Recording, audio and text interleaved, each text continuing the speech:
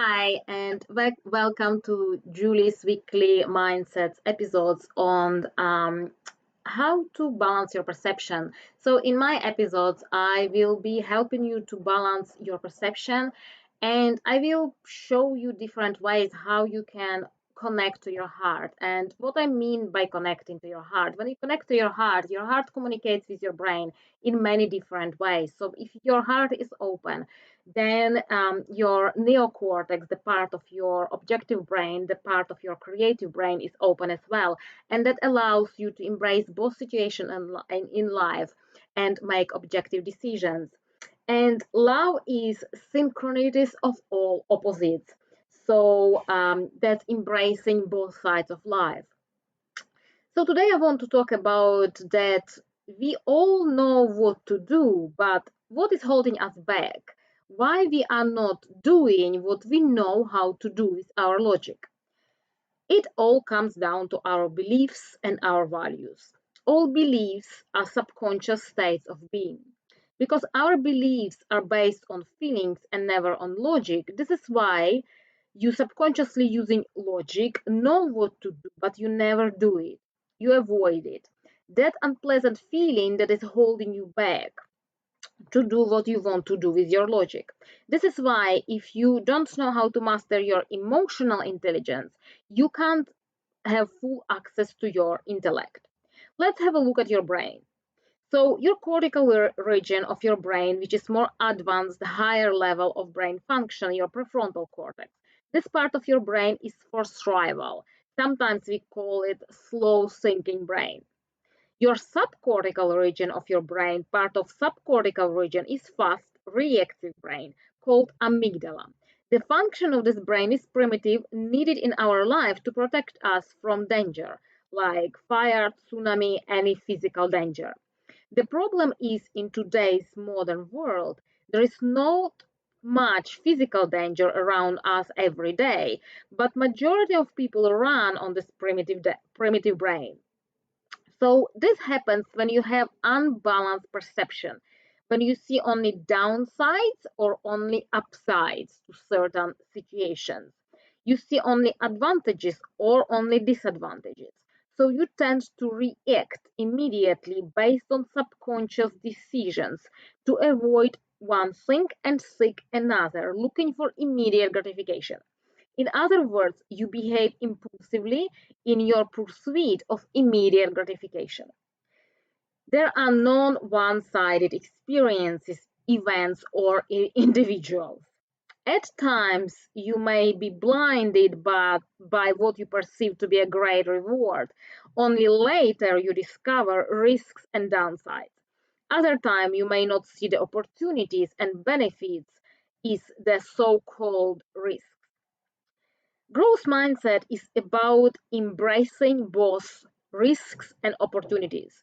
Growth mindset is not about reducing stressors, but moving towards your zone of genius with balanced perceptions, taking one step at a time, learning from mistakes, and evolving with each step, learning how to love your journey of growing. So growth mindset has nothing to do with positive thinking, like majority of people think. Growth mindset is about stepping into unknown territory, taking risks and seeing both sides with a strong belief that everything is available to you, because the truth is everything you need you already have. You are not aware of it, and you perceive that you are missing something. If you have an expectation of both sides, you are prepared for both sides and you get both sides and you tend to love both sides and growth. Because as I said before, love is synchronicity of all opposites.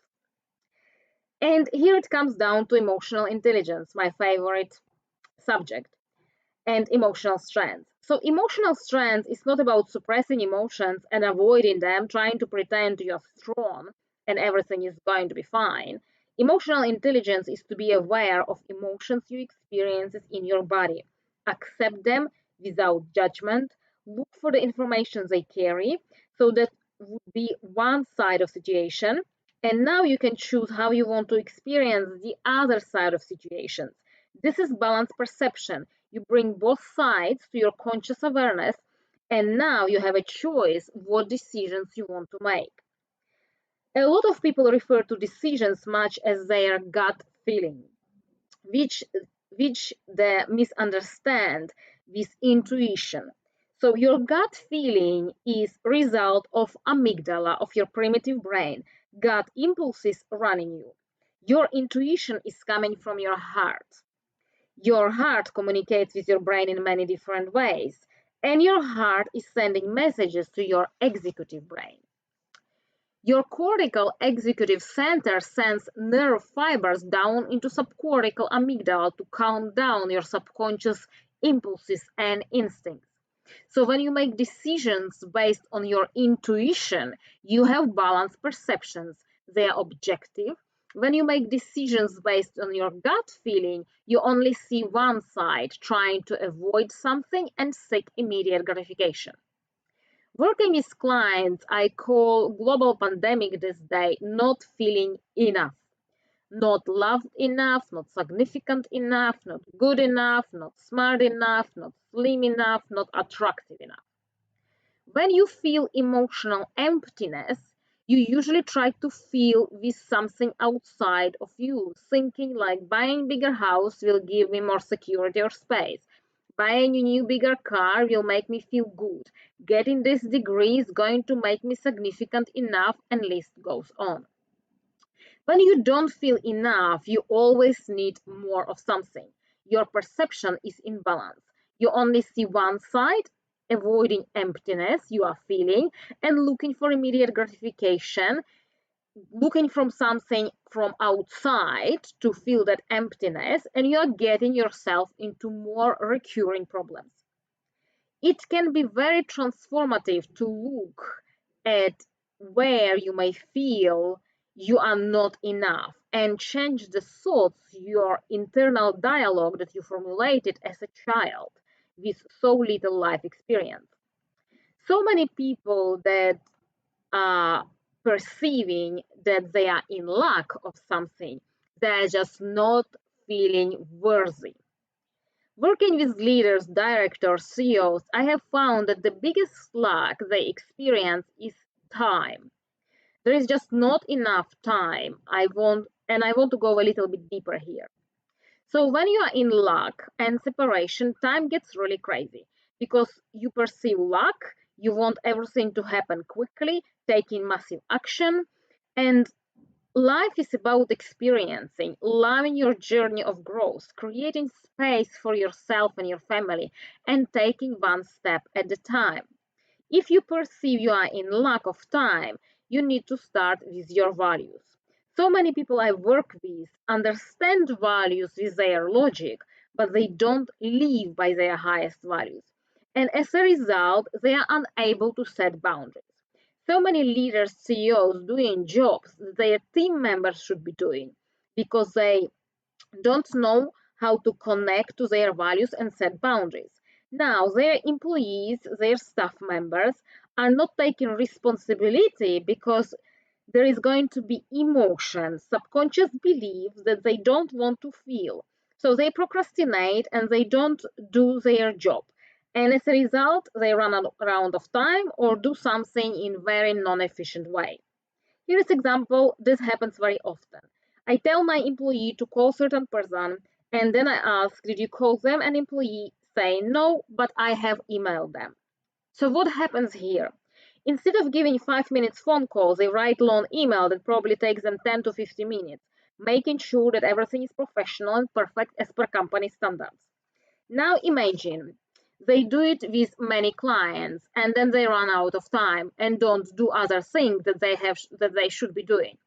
Employee knows that it would be much more productive to give a call rather than writing long email, but there is an emotion that they are avoiding. More likely, they don't want to be rejected over the phone, or they think what others are going to think of me when I'm going to talk, or they may think, what if I'm not going to know how to answer? So they avoid it and rather write an email because they perceive it's easier, not seeing the other side. This is just one short example I experience a lot working with leaders. So see, it is never about time, but it's about understanding what are your values and live by your values. Understanding the power of your mind and your brain. Once you understand your mind and brain, you would be able to understand the thinking process of your employees, staff members, your spouse, your children. There is no magic in it. When you live congruently with your highest values, you also become more authentic. And great leaders are those who have great level of awareness. So either you fill your day with low priority distractions or you fill your day with high priority actions. Whenever you do something that is high on your list of values and high in priority, the blood glucose and oxygen goes into the forebrain, the executive center, and not to the subcortical amygdala and lower hindbrain. Therefore, mastering your emotional intelligence and living by priority or living in congruence with your highest values means that you are more likely to make an objective decision and less likely to emotionally or subconsciously react. You would easily set boundaries that are congruent with your highest values. You will delegate what is not congruent with your highest values. And you would be inspired, driven from the inside, driven by growth and not by need. As a result, your energy levels will go up and you will have enough time to do everything you want.